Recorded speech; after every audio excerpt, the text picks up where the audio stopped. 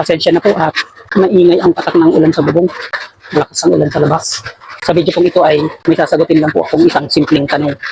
Karaniwang tanong ng mga nagsisimula pa lang gustong matuto sa pagre-repair ng electric fan. Pero bago yan, gusto ko lang pong pasalamatan at i-shout out yung mga subscribers ko dyan na lagi nakasubaybay. Lalo na dun sa mga nag-like and comment sa nakaraang latest video ko. Katulad ni na Sir Ramilo Bernardo, Jeffrey Quinto or Cinto, Bobby Ridoblare-Hero ng San Ildefonso, Bulacan, Benji Laureta, kay Sir Lorenzo Advincula Jr. ng Tansa Cavite, kay Sir Henner Marrero ng Antipolo City, at kay Sir Joey Pistola ng Pangasinan. Ganon din po sa mga hindi ko nabanggit. Marami po kayo.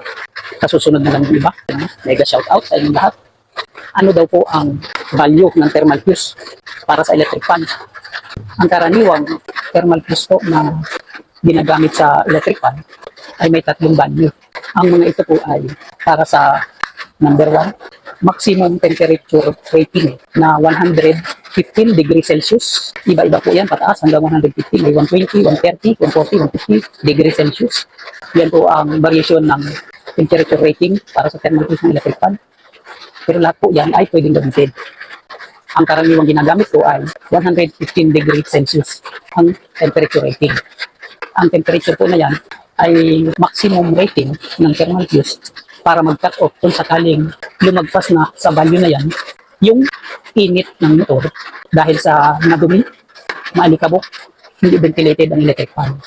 Kaya nag-iinit. Dahilan po yan para tumaas ang heating temperature ng motor at lumagpas sa 115 degrees Celsius, magkakat off po ang thermal fuse protection para hindi makadaloy ang kuryente sa loob ng circuit ng electric fan. At ang pangalawang value po ng thermal fuse ay para sa maximum current rating na 2 amperes. Kapag ang daloy ng kuryente po ay tumaas sa 2 amperes, maging 3 amperes pataas, magkakat off po ang thermal fuse, hindi makakadaloy ang kuryente sa loob ng circuit ng electric fan.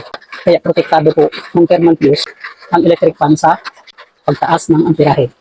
Kaya tumataas po ang amperahe dahil sa pagsikip o sa pagluwag na shifting at bushing ng electric fan.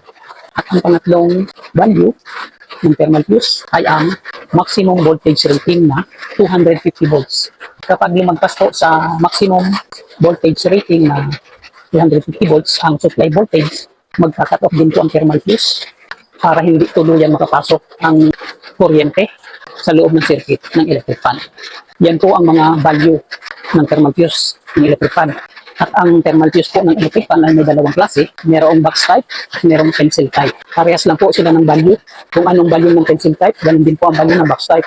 Kahit alin ang ikabit nyo, pwede. Walang problema. Mura lang naman ito. Kaya iwasan po natin na mag-bypass ng thermal fuse sa electric fan. Sikapin po natin na palitan lang ito ng bago at huwag nang i-bypass. Okay? Ano ang value ng thermal fuse sa electric fan? Yan po ay ang 115 degrees Celsius hanggang 150 degrees Celsius para sa maximum temperature rating, 2 amperes para sa maximum current rating, 250 volts maximum voltage rating. Yan po ang value ng thermal fuse na karaniwang ginagamit sa electric fan. Paki-like and share po ng video para makatulong pa sa iba. Ito po ang aking channel. The real life Big S Real Flow expresses the reflections of a common worker, driver, technician, and a barber.